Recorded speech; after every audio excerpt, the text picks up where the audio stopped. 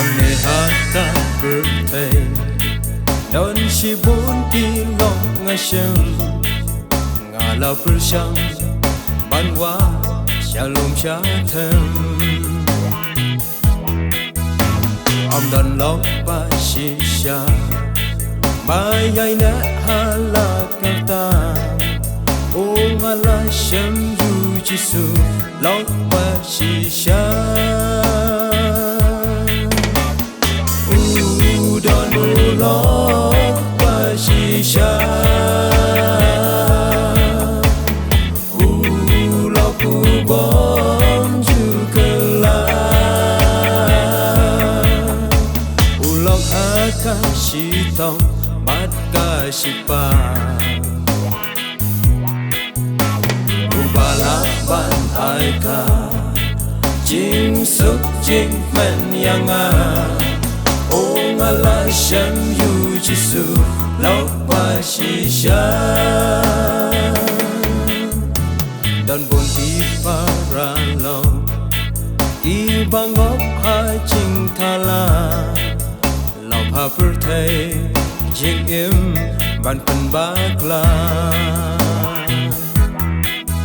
Ki ba pilas ngau thu Đây kini lok ba shisha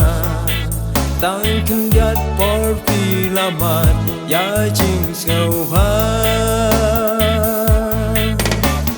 Udon ulok ba shisha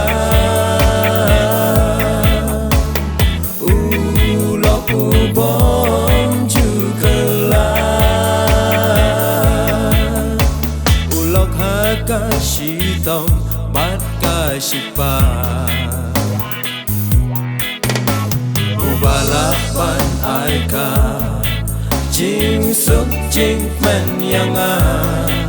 O ngala shem yu jisu Lok ba shisha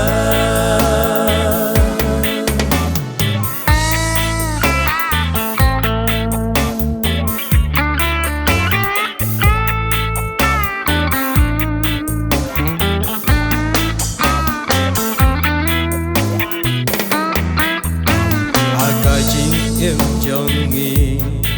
Jing ya lẽ ta rem ta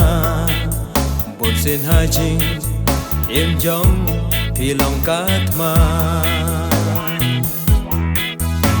Đã kỳ ba bột kỳ la